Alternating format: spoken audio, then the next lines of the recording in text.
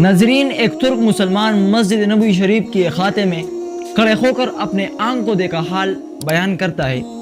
وہ کہتا ہے کہ میں مسجد نبوی میں کھڑا دیکھ رہا تھا کہ 4 پولیس والے کسی شخص کا انتظار کر رہے ہیں۔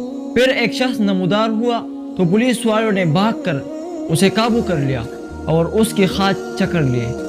نوجوان نے کہا، مجھے دعا اور توسل کی اجازت دے دو، میری بات سن لو، میں کوئی بیکاری نہیں ہوں، نہ میں کوئی بیکاری ہوں نہ میں کوئی چور ہوں۔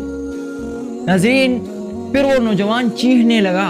میں نے اسے دیکھا تو ایسے لگا جیسے میں اسے جانتا ہوں۔ ناظرین، میں بتاتا ہوں کہ میں نے اسے کیسے پہچانا۔ دراصل میں نے اسے کتنی مرتبہ بارگاہ رسالت میں روتے ہوئے دیکھا تھا۔ یہ ایک البانی نوجوان تھا جس کی عمر 35 یا 36 سال کی درمیان، اس کی لگ بھگ اس کی سنہری بال اور ہلکی سی داڑھی تھی۔ میں نے پولیس والوں سے کہا، اس کا کوئی جرم نہیں ہے تو تم اس کے ساتھ ایسا کیوں کر رہے ہو؟ اس کا تو کوئی بھی جرم نہیں ہے تو تم اس کے ساتھ کیوں ایسا کر رہے ہو؟ میں نے اس پولیس والوں سے کہا کہ آخر اس بیچارے پر کیا الزام ہے؟ تو انہوں نے کہا، تو پیچھے ہٹ، اس معاملے میں بولنے کا تجھے کوئی حق نہیں ہے۔ لیکن میں نے پھر سے کہا، آخر اس نے تمہارا کیا بگاڑ رکھا ہے؟ کیا اس نے کوئی چوری کی ہے؟ تو انہوں نے کہا، یہ بندہ 6 سال سے ادھر مدینہ شریف میں رہ رہا ہے لیکن اس کا یہ قیام غیر قانونی ہے۔ ہم اسے پکڑ کر واپس اس کے ملک اسے بھیجنے چاہتے ہیں، لیکن وہ ہر بار ایک ہی چال سے بھاگ جاتا ہے اور روز رسول میں پناہ لیتا ہے۔ ہم اسے اندر جا کر گرفتار نہیں کرنا چاہتے۔ میں نے پوچھا، تو اب اس کے ساتھ کیا کرو گے؟ تو کہنے لگے کہ ہم اسے پکڑ کر جہاز پر بٹھائیں گے اور واپس البانیہ بھیج دیں گے۔ اور نوجوان مسلسل رونے جا رہا تھا اور کہہ رہا تھا کہ کیا ہو جائے گا اگر تم مجھے چھوڑ دو گے؟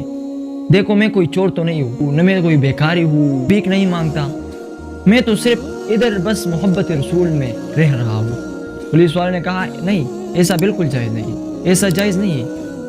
نوجوان نے کہا، اچھا مجھے ذرا آرام سے رسول اللہ صلی اللہ علیہ وسلم سے ایک غرض کرنے دو۔ ناظرین، پھر اس نوجوان نے اپنا منہ گنبد حضرا کی طرف کر لیا۔ پولیس والوں نے کہا کہ چل کہہ دو۔ ناظرین، اس نوجوان نے گنبد حضرا کی طرف دیکھا اور جو کچھ عربی میں کہا تو میں نے سمجھ لیا کہ وہ کیا کہہ رہے ہیں۔ وہ عربی میں کہہ رہا تھا کہ یا رسول اللہ صلی اللہ علیہ وسلم، کیا ہمارے درمیان اتفاق نہیں ہوا تھا؟ کیا میں نے اپنے ماں باپ کو نہیں چھوڑا تھا؟ کیا میں نے اپنی دکان بند کر کے اپنا گھر بار نہیں چھوڑا تھا تمہارے لیے؟ اور یہ عہد کر کے میں یہاں نہیں آیا تھا کہ آپ کے جوار رحمت میں رہا کروں گا۔ حضور، آپ دیکھ لیجئے، یہ مجھے ایسا کرنے سے منع کر رہا ہے۔ یا رسول اللہ صلی اللہ علیہ وسلم، آپ مداہرت کیوں نہیں فرماتے؟ اتنے میں نوجوان بے حال ہونے لگا اور پولیس والوں نے ذرا دھکیل دی اور نوجوان نیچے گر گیا۔ ایک پولیس والے نے اسے ڈنڈا مارتے ہوئے کہا، او دو کباس، اٹھ جا۔ لیکن نوجوان نے کوئی رد عمل ظاہر نہیں کیا۔ میں نے پولیس والوں سے کہا کہ یہ نہیں بھاگے گا، تم حمام سے پانی لے آؤ اور اس کے چہرے پر ڈالو۔ لیکن نوجوان کوئی حرکت نہیں کر رہا تھا۔ ایک پولیس والے نے کہا، اسے دیکھو تو صحیح، کہیں یہ سچ مچ مر ہی نہیں گیا ہو۔ ناظرین، پھر انہوں نے ایمبولینس بلا لیا اور ادھر سامنے والے 7 نمبر گیٹ سے ایک ایمبولینس لے آئے۔ انہوں نے نوجوان کی شارک پر ہاتھ رکھ کر حرکت پر نوٹ کی اور نبض چیک کی تو کہنے لگے، اسے تو مرے ہوئے 15 منٹ گزر چکے ہیں۔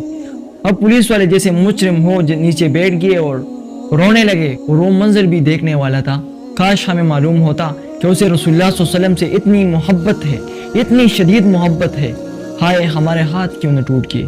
اس کے بعد ایمبولینس والوں نے اسے وہاں سے اٹھا لیا اور جنت البقیع کی طرف تجویز تکفین والے حصے میں لے گئے۔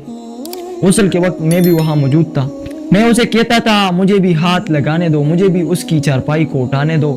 جب جنازہ تیار ہو کر نماز کے لیے جاتے لگا تو پولیس والوں نے مجھے کہا، ہم نے جتنا گناہ اٹھایا ہے بس اتنا کافی ہے، بس اتنا کافی ہے، اسے ہمارے سوا اور کوئی نہیں اٹھائے گا۔ شاید اسی طرح ہمیں آخرت میں کچھ رعایت مل جائے۔ ناظرین، میرے سامنے ہی وہ نوجوان بار بار کہہ رہا تھا کہ رسول اللہ صلی اللہ علیہ وسلم، آپ مداہرت کیوں نہیں فرماتے؟ دیکھا، رسول اللہ صلی اللہ علیہ وسلم نے مداہرت فرما دی اور ملک الموت نے اپنا فریضہ ادا کر کے اسے آپ تک ہمیشہ کے لیے پہنچا دیا، آپ تک کے لیے ہمیشہ پہنچا دیا۔ صلی اللہ علیہ وآلہ وسلم اپنے حبیب کی ویسی ہی محبت عطا فرمائے، آمین۔ یا اللہ ہمیں بھی رسول اللہ صلی اللہ علیہ وسلم یعنی کہ اپنے حبیب کی ویسی ہی محبت عطا فرمائے جیسے اس البانی نوجوان کو عطا فرمائی تھی، آمین ثم آمین۔ اگر آپ کو یہ ویڈیو اچھی لگی ہو تو پلیز ثواب کی نیت سے اپنے دوست اور احباب کے ساتھ ضرور شیئر کیجیے۔ اپنا اور اپنے ساتھ جڑے رشتوں کا خیال رکھیں۔ شکریہ، والسلام۔